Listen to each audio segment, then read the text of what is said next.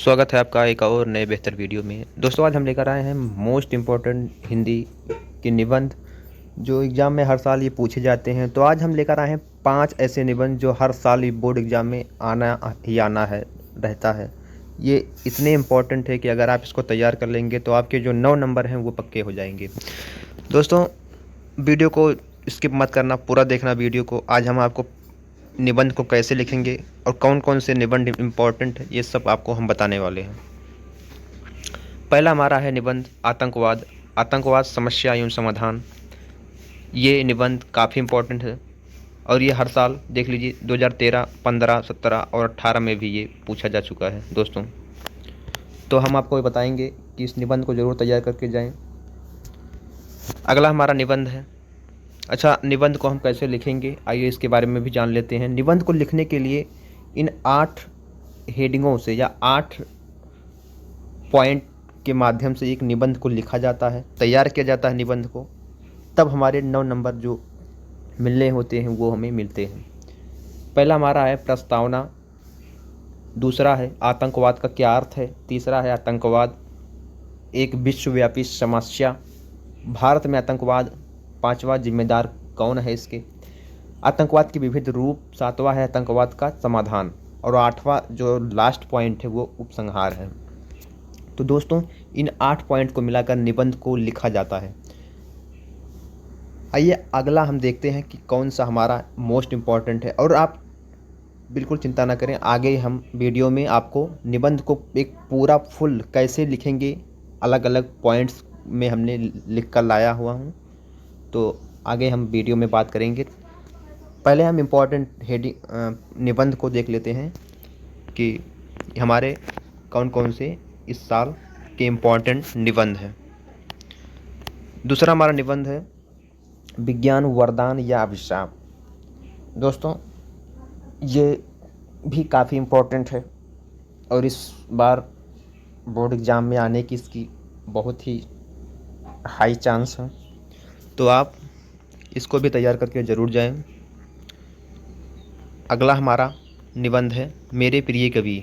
मेरे प्रिय कवि में आपको दे सकता है तुलसीदास या लिख सकता है कि हमारे आदर्श कवि। हमारे आदर्श कवि में ये नाम अगर मेंशन नहीं दिया है किसी का तो हम किसी भी कवि का लिख सकते हैं निबंध।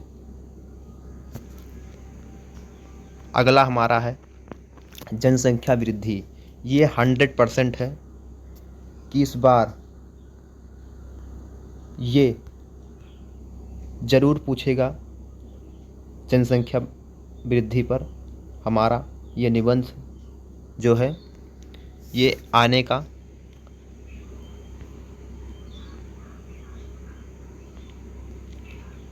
इसको कई तरह से पूछ सकता है निबंध। जनसंख्या विस्फोट और निदान, जनसंख्या वृद्धि कारण निवारण 2015 में पूछा है ये। उसके बाद परिवार नियोजन 2016 में देख लीजिए। उसके बाद फिर हमारा जनसंख्या नियंत्रण 2012, 13 और 19 के सेट में ये निबंध आया हुआ है। बढ़ती जनसंख्या रोजगारी की समस्या 2014 में, बढ़ती आबादी विकास में बाधक 2019 में ये निबंध आया हुआ है। तो इस बार हो सकता है कि ये किसी ना किसी सेट में ये ज़रूर पूछे निबंध। तो मुझे लगता है कि 2025 में भी ये आ सकता है ये निबंध हमारे क्या बोर्ड एग्ज़ाम में। आगे हम अब बात कर लेते हैं कि एक हम पूरे निबंध को कैसे लिखेंगे। ये निबंध दोस्तों ये हम देखते हैं कि एक संपूर्ण निबंध को हम कैसे लिखेंगे। हमने यहाँ पर एक प्रदूषण प्रदूषण एक बहुत ही जटिल समस्या है, तो ये भी काफ़ी इम्पोर्टेंट निबंध है। तो हम इसको लेकर आए हैं पूरी तरीके से, जो है कि इस प्रदूषण को हम कैसे लिखेंगे।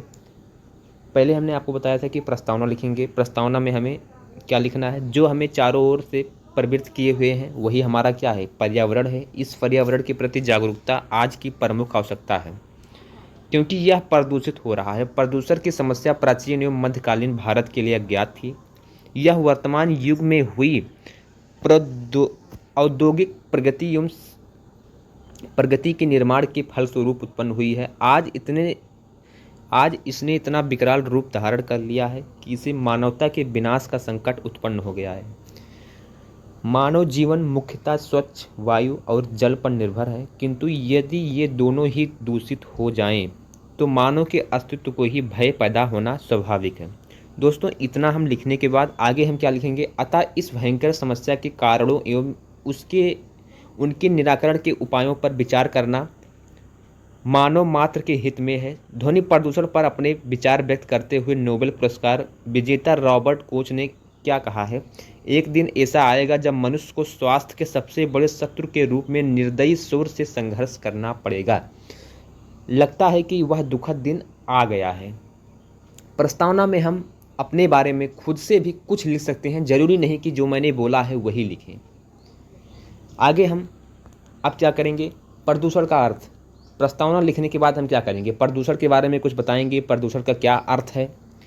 प्रदूषण का अर्थ में स्वच्छ वातावरण में ही जीवन का क्या है? विकास संभव है। भाई सभी लोग जानते हैं कि स्वच्छता कितनी ज़रूरी है हमारे इस वातावरण में, और खासकर इस समय में स्वच्छता कितना बेहद इम्पॉर्टेंट है।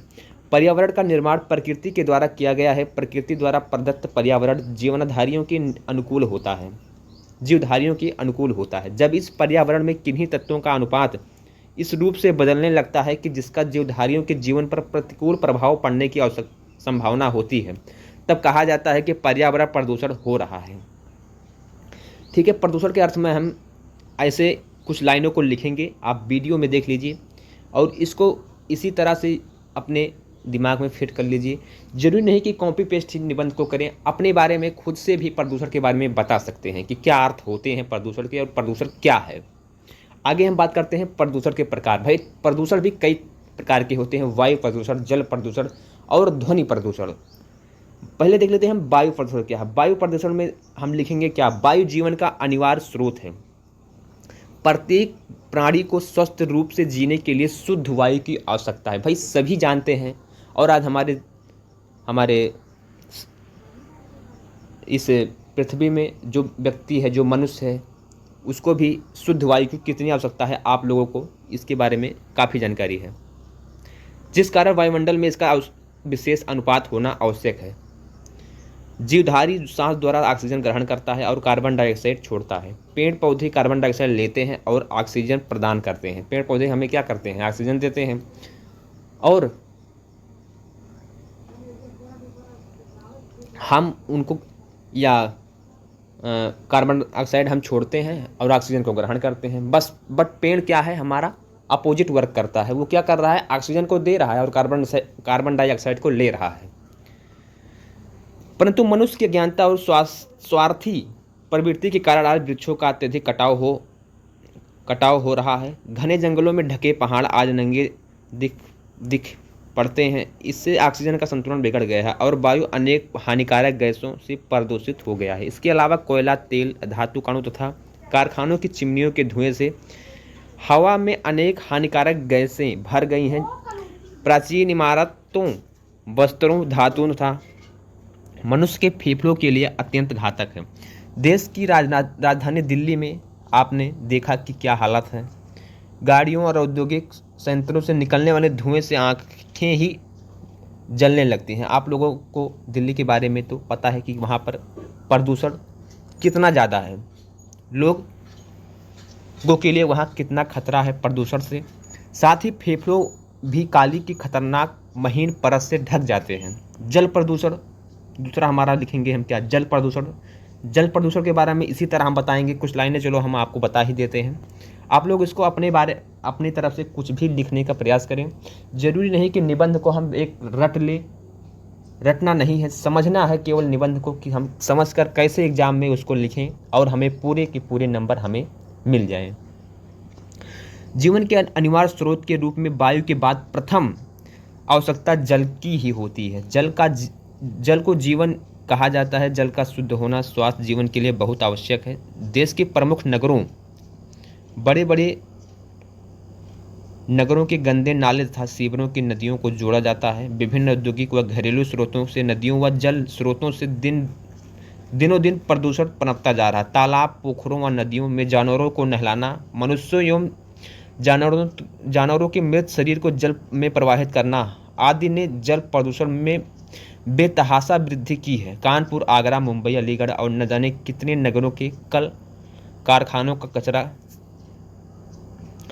गंगा औद्योगिक नगरों के निकट के जल स्रोतों को दूषित करने में रेडियो एक्टिव व्यर्थ पदार्थ तथा धात्विक पदार्थ भी विशेष योगदान दे रहा है हमारे क्या जल को प्रदूषित करने में।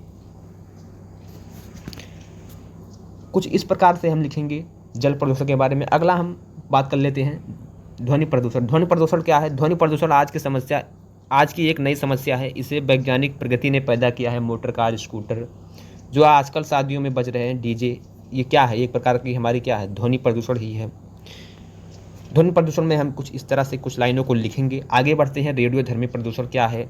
रासायनिक प्रदूषण क्या है? ये सब आप लोग तैयार कर लेना अपने अपने प्रदूषण को, जो इन हेडिंगों को दिया गया है।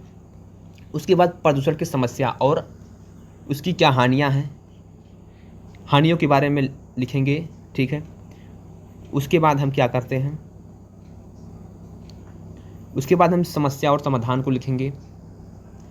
फिर उसके बाद हम लास्ट पॉइंट हमारा क्या होगा? उपसंहार। उपसंहार में हम आपको बता देते हैं कि उपसंहार आखिर कैसे लिखेंगे। पर्यावरण में होने वाले प्रदूषण को रोकने व उसके समुचित संरक्षण के लिए समस्त विश्व में एक नई चेतना उत्पन्न हुई है। हम सभी का उत्तरदायित्व है कि चारों ओर बढ़ते इस प्रदूषित वातावरण के खतरों के प्रति सचेत हों तथा पूर्ण मनोयोग से संपूर्ण परिवेश को स्वच्छ व सुंदर बनाने का यत्न करें। वृक्षारोपण का कार्यक्रम सरकारी स्तर पर जोर शोर से चलाया जा रहा है। इस बात के भी प्रयास किए जा रहे हैं कि नए वन और नए क्षेत्र बनाए जाएं और जन सामान्य को वृक्षारोपण के लिए प्रोत्साहित किया जाए। सरकार भी इसमें कई योजनाएं चला रही हैं, लोगों को जागरूक कर रही है, मिशन बना रखा है, ठीक है। वही हमें इस उपसंहार में लिख देना है। इधर आगे हम लिखेंगे, इधर न्यायालय द्वारा प्रदूषण फैलाने वाले उद्योगों के महानगरों से बाहर ले जाने के आदेश दिए गए हैं तथा नए उद्योगों को लाइसेंस दिए जाने से पूर्व उन्हें औद्योगिक कचरे के निस्तारण की समुचित व्यवस्था कर पर्यावरण विशेषज्ञों से स्वीकृति प्राप्त करने को अनिवार्य कर दिया गया है। यदि जनता भी अपने ढंग से इन कार्यक्रमों में सक्रिय सहयोग दे और संकल्प ले कि जीवन में आने वाले प्रत्येक शुभ अवसर पर कम से कम एक वृक्ष अवश्य लगाए,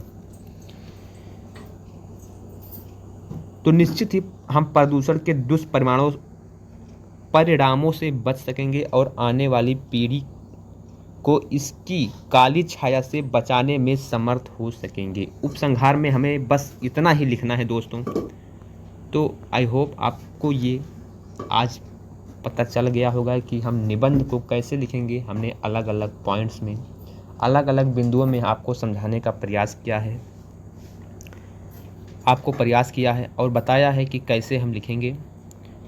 तो चलिए दोस्तों, आज का रहा हमारा ये टॉपिक, निबंध, मोस्ट इम्पॉर्टेंट निबंध हिंदी में कैसे लिखेंगे, हमने आपको बता दिया है। अगली हमारी जो वीडियो आएगी वो भी कुछ इसी तरह से बोर्ड एग्ज़ाम की दृष्टि से महत्वपूर्ण ही वीडियो आएगी। तो फिर मिलते हैं किसी नेक्स्ट वीडियो में, तब तक के लिए जय हिंद,